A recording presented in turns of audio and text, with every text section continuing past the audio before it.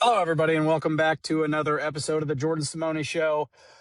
What a kick in the nuts today was. Holy shit. Sam Leavitt just hits the transfer portal, doesn't even show up to the banquet with his boys.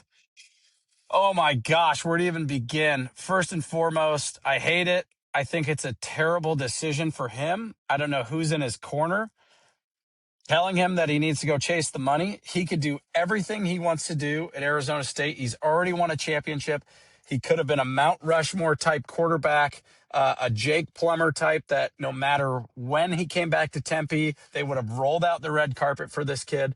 But instead, he's got people in his corner telling him, let's go get the money. Let's go get the money. Let's go to the SEC. Let's go to a bigger school. I know we can, we can get more. Let me be the first to say, people, that the grass is not always greener, okay? And I'm recording this episode in my car. I don't have my official speaker. I'm battling a cold from the kids, but who's not battling a cold right now? Official sponsor, NyQuil. Not an official sponsor yet. We're still working on that deal. Getting off track here. I could not be more pissed that Sam Leavitt as chose to enter the transfer portal. With all that being said, people, if you asked every one of you listening, and myself included, if you were in his position and somebody said, hey, I'll give you 6-7 million to come to my school right now, you'd probably take that meeting. I know I would have. Look, as a player, I could not have been more diehard ASU. To this day, I love ASU. The relationships that have come out of being a football player from ASU, living in Phoenix, there's nothing like it. Truly just a special place to play football. And knowing that I'm a Sun Devil for life I carry it like a badge of honor. I love being a former player from ASU. When I go down in that field, even with all the stuff that's happened in my past with the administration, I'm still treated well. People welcome me down on that field. I could show up to that building and they'll open the doors for me. For Leavitt, I mean, the guy won a championship at ASU. We're talking Mount Rushmore quarterback if he finishes his career at ASU. You come back next year, you have an opportunity to win the Big 12 again. You know that you'll get receivers because people want to play with you. They want to play for Kenny.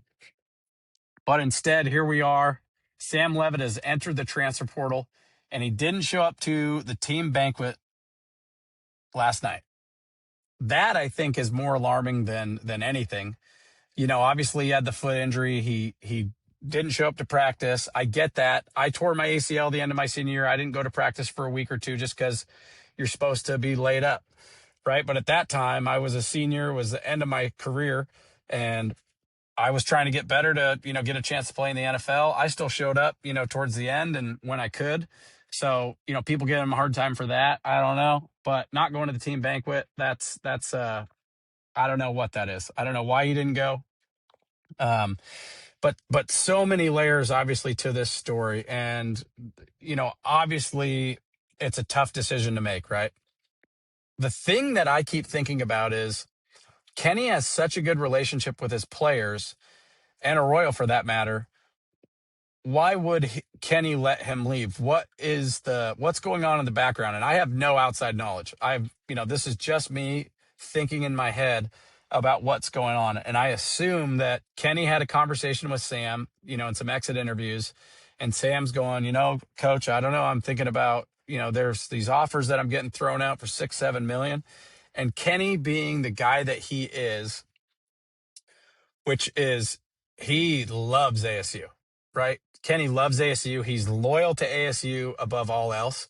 And if he heard from Sam the attitude of, I don't know, I'm just not really that interested in being a Sun Devil anymore, he probably said, buddy, I wish you nothing but the best. Good luck to you. I don't want you to be here if you're not 100% in. That is the attitude of our head coach, which I absolutely love. I love that he's going, you know what?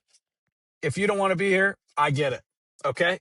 We'll disperse the 3 million that we gave you to somebody else. We'll give it to the D line, the O line. Let's go hit the transfer portal. They flipped a guy from Georgia. Let's go get another quarterback that we can win games with, that wants to be here and wants to be a Sun Devil. And it's unfortunate because I know that they've had a good relationship, and I just feel it in my gut that maybe Sam goes on and has success, right? Look at what Jaden Daniels did. Obviously, two different situations. Maybe he goes to the SEC and gets a chance to win the Heisman. Great. We obviously hope for the best, for the kid.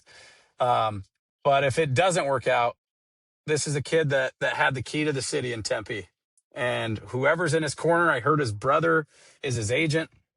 He's probably been taking calls from these tampering, these guys that tamper at each university. And he texts Sam, "Hey, 6 million from LSU sound pretty good. Hey, Notre Dame wants to talk. They're thinking 5 million." This is life changing money. I get that, but there's just no loyalty in the sport anymore. And it's so sad, and something has to change. I heard Greg Olson on Fox talking about this transfer portal and hitting free agency every single year. Imagine the NFL hitting free agency every single year. Oh, I had a Pro Bowl season. Oh, okay, the Seahawks want to give me, they want to give me 35 million. Okay, nope. Okay, I had a great year for the Seahawks. I'm going to go to the Saints. The Saints want to give me 40 million.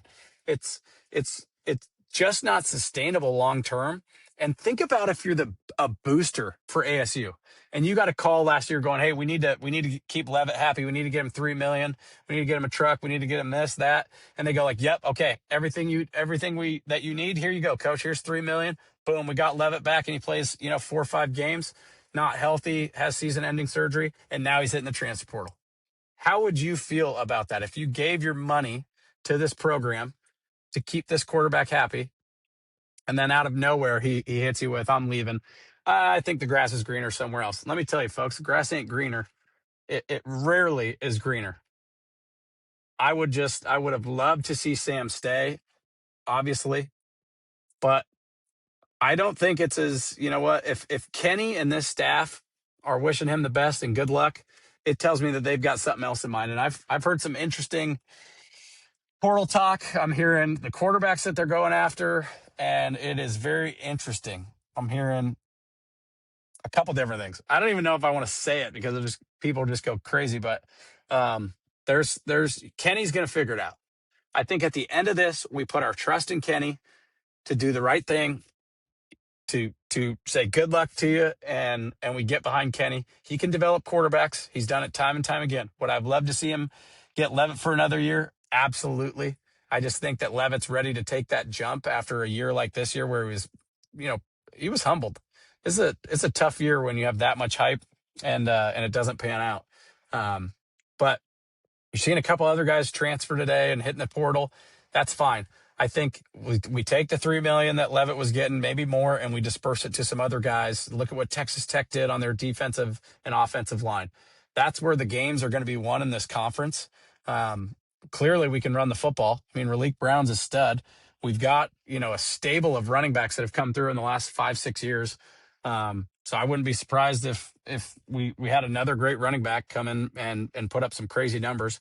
It's just what's been happening. So obviously I'm bummed that Leavitt's leaving. I think it's a mistake. I think he's going to regret it. I think we'll be fine. I really do. I think, it's tough though, right? Because people go like, "You know what? Screw him. We'll find another guy." He's a good player. Sam Leavitt is a really good football player. He didn't have as great a year, but his ability scrambling was special. That Tyson connection that he had was great. Obviously, there's some issues in the red zone, and you know what? It is what it is. Devils, with all the injuries that they had, have a chance for a 9-win season in the Sun Bowl playing Duke. And all things considered, it was a good year. You beat Texas Tech, who wins the Big 12. Obviously, they were missing their back. They were playing their backup quarterback, missing their quarterback. But I don't know if it really changes the game that much. So great season, considering everything that they went through. But this Leavitt deal is a bummer. It really is a bummer. Championship quarterback, could have been on the Mount Rushmore of quarterbacks at ASU if he stayed. And you're choosing to chase some money and a potential, better play, whatever that means, in the SEC. Good luck, bud. You could have gone first round at ASU, no problem. Probably would have been easier for you to put up big numbers at ASU than going somewhere else. So wish the kid luck. Can't wait to root for the team he plays against. God, it would just be wild if ASU could play the team that he transfers to. I don't think that'll happen. I think he's going to go SEC. I think he's going to go in LSU, a Notre Dame, a Miami. But if you transfer to Miami, I mean, it's just so dumb. I mean, you should have just stayed at ASU. The money's the money. I get that, people. I really do. If I was in his position, can I honestly say I wouldn't do the same? I don't know. I mean, that's life-changing money. If he hurts his shoulder or hurts his knee, that's money that's in his pocket and is life-changing. So, um, wish him the best, but also hate it. I really hate it. So, appreciate you guys hopping on here for an emergency podcast. I know it's kind of all over the place. I just pulled in to my house after a nice long day of work and thought I'd just give you guys my thoughts. So, thanks for listening in.